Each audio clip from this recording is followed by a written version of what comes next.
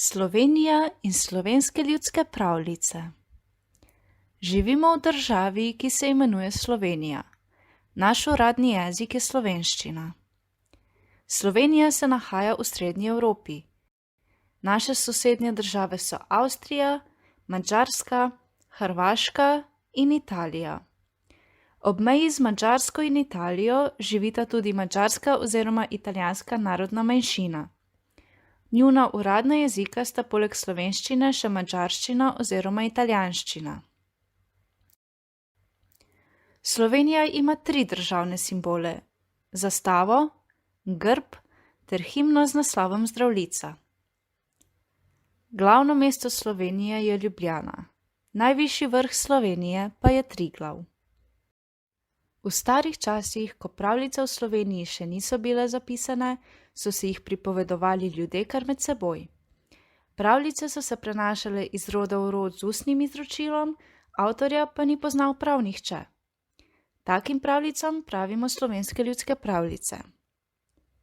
Z ustnim izročilom, ki so ga starejši ljudje prenašali na mlajše, so marsikomu pripomogli k lajšanju odločitev v težkih trenutkih.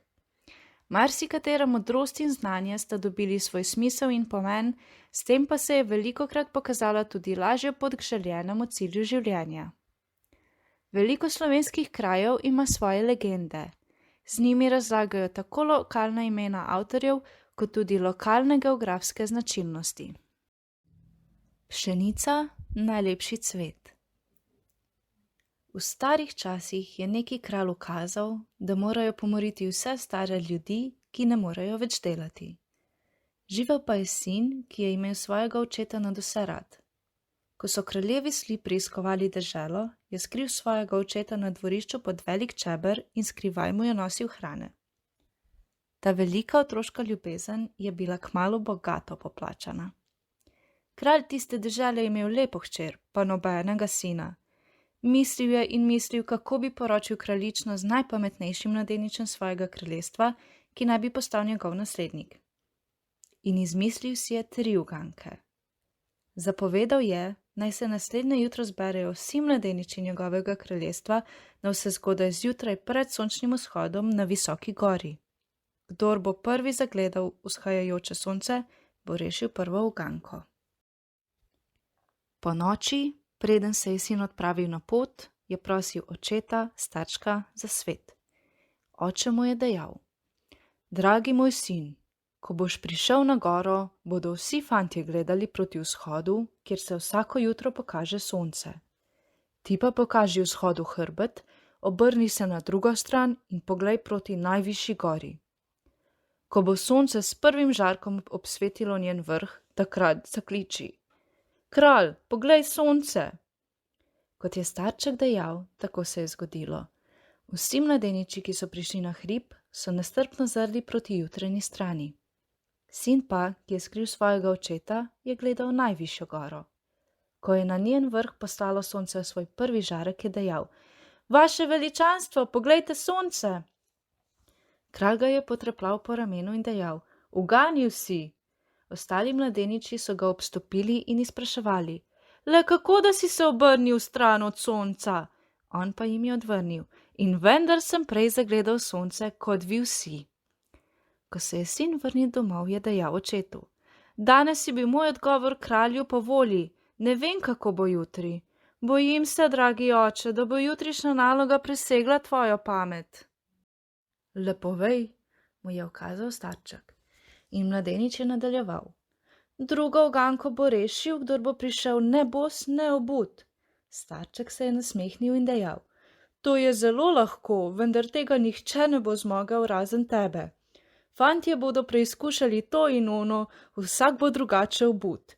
Le ta bo nataknil nogavice, le oni eno samo nogavico, drugo nogo pa bo imel boso, spet tretji bo le eno nogo obu. Ti pa utrgaj podplate s čevljev, tako da boš obut in vendar bos. Tako je mislil tudi kralj. Prišel je določeni dan in mladeniči so se zbrali k preizkušnji. Sin je vzdignil obe nogi, da je kralj videl bose podplate, čeprav je bil zgoraj obut. In kralj se je prepričal, da je sin prišel ne bos in ne obut. Prav imaš, je menil kralj. Ti, sinko, si že drugič natanko pogodil moje želje. Nato je kralj zastavil tretjo uganko. Pojutrišnjem se zberite spet na tem kraju. Kdor bo imel za svojim klobukom zataknjen najlepši cvet, bo zmagal. Starček je komaj pričakal, da se je vrnil sin in ga vprašal. Kakšno nalogo ste sprejeli danes? Oh, to je pa že pretirano, je dejal sin. Le kdo bo izmed tolikimi lepimi cveticami izbral prav tisto, ki se kralju zdi najlepša?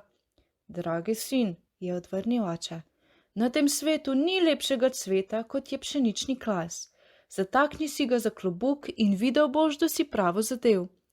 Naredil bom, kot ste mi naročili, očka, je dejal sin in utrgal žitni klas na njivi. Prišel je dan in mladeniči so trumoma hiteli na kraj, ki ga je določil kralj. Ko so zagledali pšenični klas za njegovim klobukom, so se na ves glas smejali. Tapec, pšenični klas ni cvet! Kralj je že oddaleč zagledal mladeniča s pšeničnim klasom. Šel je k njemu in ga objel rekoč. Ti, moj dragi sin, boš nasledil moj prestol, kajti ni ga lepšega cveta, kot je pšenični klas. Nato se je obrnil k mladeničem. Ali je še kaj lepšega na svetu, kot pogled na njivo zlate pšenice, ki valovi v vetru? In kaj diši bolj zamamno, kot hleb pšeničnega kruha, ki ga še toplega postavimo iz peči na mizo? Nobena vrtna cvetica ne diši tako lepo. Skrbno sejte najlepši cvet, še skrbnjeje ga žanjite. Nato se je kralj spet obrnil k mladeniču s pšeničnim klasom za klobukom in ga vprašal. Sin moj, le od kod si vzel toliko modrosti v tvojih letih? Mladenič se je prestrašil in ni vedel, kaj naj odgovori. Slednjič se je opogumil in dejal. Vaše veličanstvo, povedal bi vam, če se ne bi bal stroge kazni. Ne boj se, mu je prijazno rekel kralj. Mladenič je pričel. Ko ste ukazali, da moram umoriti svoje starše, se stopi pred svojega očeta in mu dejal. Ljubi oče, vi ste mi poklonili življenje, me ljubeznivo hranili in vzgojili, v zahvalo pa naj vam jaz vzamem vaše življenje? Ne, moje srce tega ne bi preneslo. Raje vidim, da mene kaznujejo smrtjo. Nato mi je oče odgovoril. Dragi moj sin, izteši velik čeber in povezni ga v kot na dvorišču. Zadaj pa naredi odprtino, da bo mogel kdaj pa kdaj na svetlo. Ti pa mi boš na skrivaj prinašal hrane. Storil sem tako in do danes ohranil pri življenju mojega ljubega očeta. Kolikokrat mi je dal napotili na svetov, prav tako, kot je tudi tokrat le on razvozlal vse 3 uganke. Kralja je ganila iskrena otroška ljubezen in dejal jo mladeniču. Moj dragi prijatelj, ker si to storil, si mi še 2-krat ljubši kot doslej. Pokazal si, da imaš žlahtno in hvaležno srce, meni pa si odprl oči. Spregledal sem in spoznal, kako potrebne so nam modrosti, izkušenost in znanje starih ljudi, čeprav ne morejo več delati. Od danes naprej naj velja. Vsak naj se do starih ljudi spoštljivo obnaša. Sinovi in hčere pa naj bodo svojim staršem hvaležni in naj skrbe zanje do poslednje ure njih življenja.